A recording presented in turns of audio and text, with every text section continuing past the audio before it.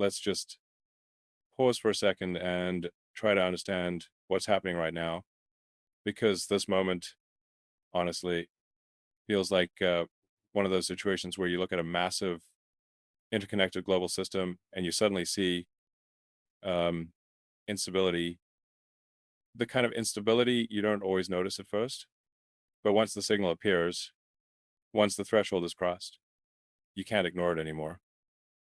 And today, that signal came from a place most people never associate with geopolitical turbulence: Denmark, um, a country that usually ranks top in happiness indexes, renewable energy adoption, education quality, and social stability.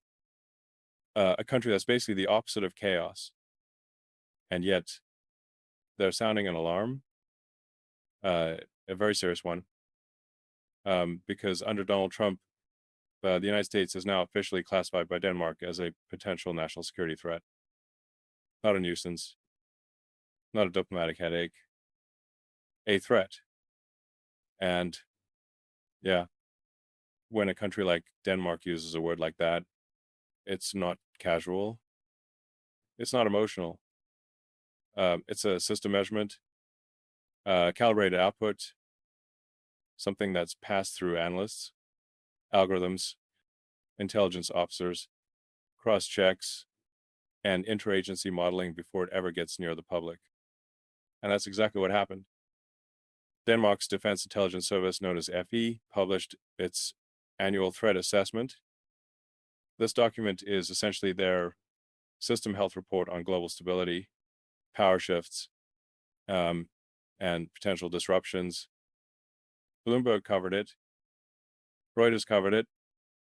Financial Times referenced the broader European concern. Danish newspapers like Politiken and DR published commentary about how unprecedented this shift is. Even Deutsche Welle noted that Europe's trust in you as reliability has been eroding sharply since Trump returned to power. What exactly did Denmark say?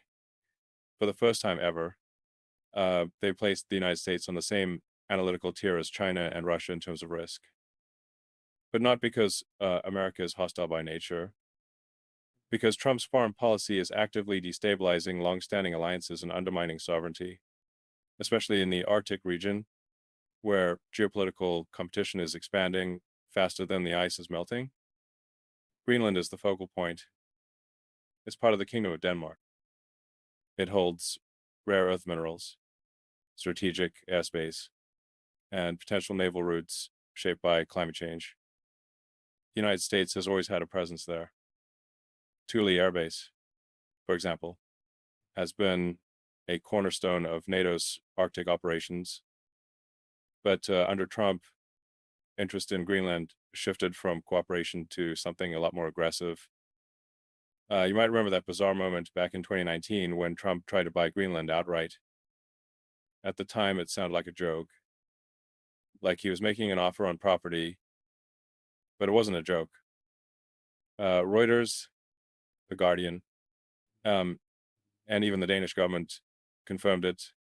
Trump really tried to purchase an autonomous territory belonging to another sovereign nation. And now, 5 years later, the underlying mode of resource extraction, military leverage.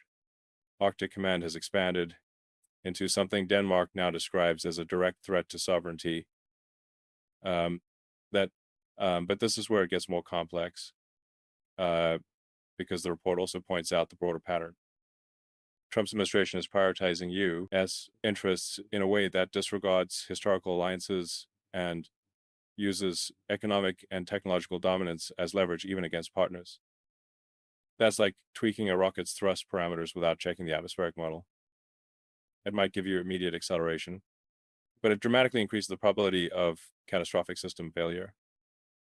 And that's exactly how Europe sees Trump's foreign policy ever since the release of his 2025 national security strategy. Yes, the one that openly declares the EU as should support far-right extremist movements aimed at dismantling the European Union. European nations have started recalibrating their threat models. Denmark isn't alone. Germany's intelligence agency, the BFV has warned repeatedly about Trump's proximity to Kremlin-aligned actors. France's diplomatic corps has described Trump's worldview as neo-imperial. The EU Commission privately circulated a memo leaked to Politico describing Trump's geopolitical approach as a destabilizing wildcard with alignment toward Russian strategic interests.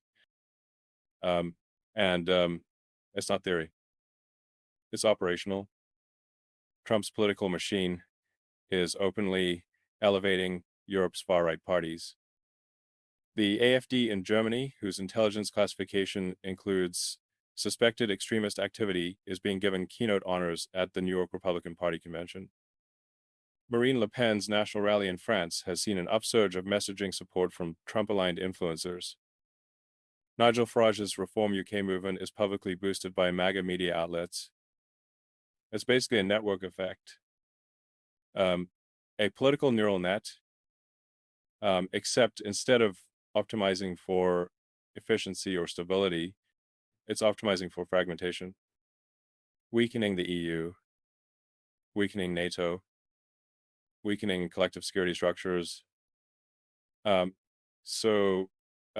course, Denmark reacted. Of course, the Nordics reacted. If you're a small country in a region where Arctic militarization is accelerating and far-right movements are spreading, and one of your closest allies suddenly seems aligned with your adversaries, yeah, you update your threat matrix fast. But while the shift is happening in Europe, Trump is simultaneously attacking the International Criminal Court in a way that is,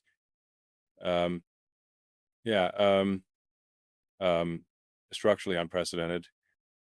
According to Reuters, Trump's administration is demanding the ICC amend its founding charter to prohibit any war crimes investigation into Trump himself, his cabinet, or his military officials. And since the ICC is also investigating potential war crimes committed by Israeli officials in Gaza, Trump wants those investigations dropped too. Not reviewed, not delayed, erased.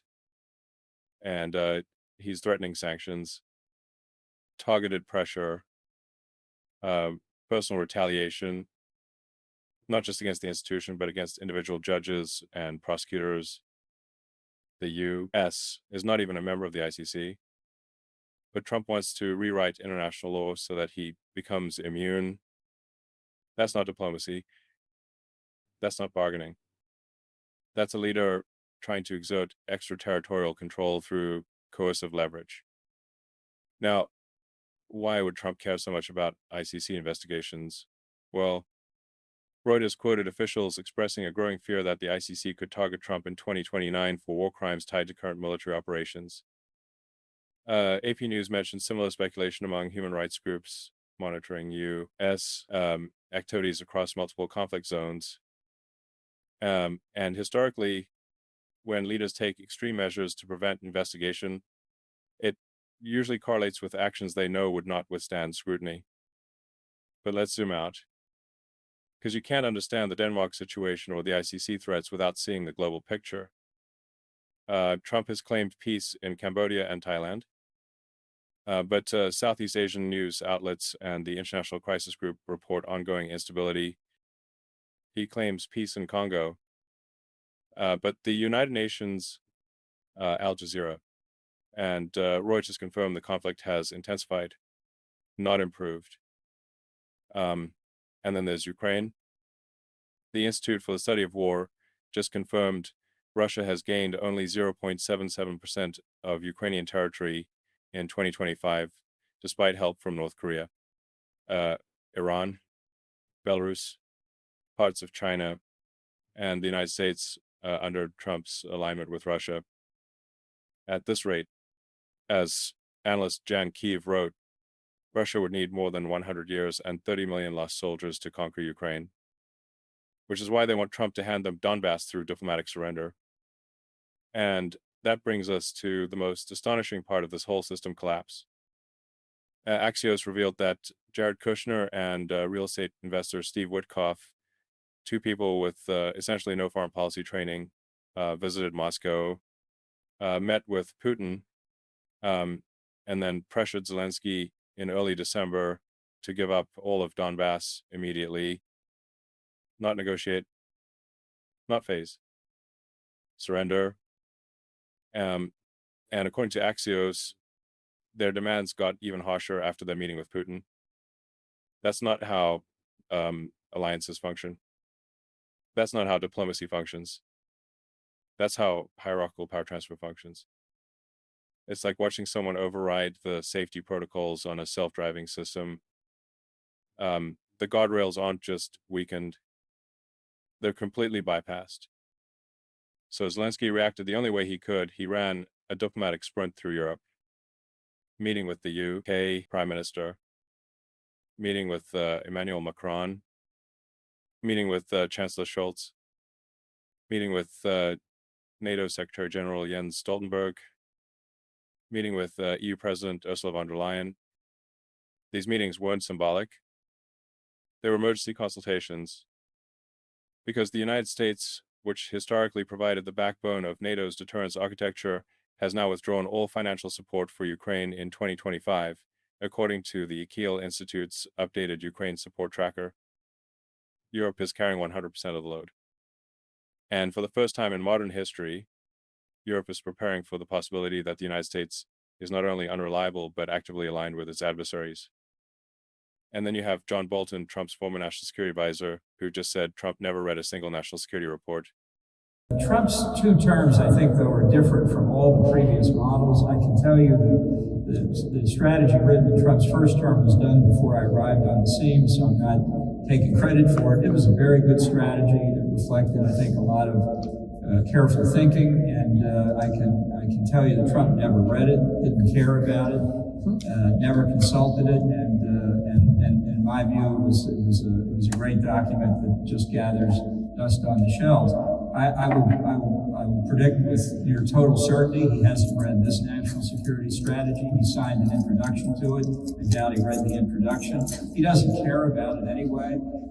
He doesn't have a philosophy. He doesn't himself have a design for American national security. He doesn't really even particularly do policy the way we understand that term in Washington. And that's why the ramifications of Trump's approach are so dangerous. As Ben described what's happened to NATO, Trump doesn't understand NATO. He doesn't understand alliances.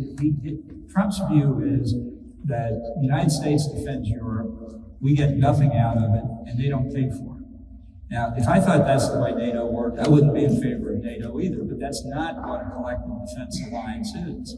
And it's exactly... That's entropy. And just as all of this is unfolding, the U.S. military seized a Venezuelan oil tanker calling it sanctioned cargo, which is a major escalation in the Western Hemisphere. Venezuela is aligned with Russia and Iran. So now the system network instability isn't just Atlantic, it's hemispheric. Let me know what you think. This is a lot. And it matters more than people realize. If you care about truth, transparency, or the future of global stability, hit subscribe. Let's get this channel to 6 million. Support independent media. Stay informed. Because turbulence doesn't announce itself. It just arrives. And the only way to navigate it is to actually understand the system you're in. Thanks for watching.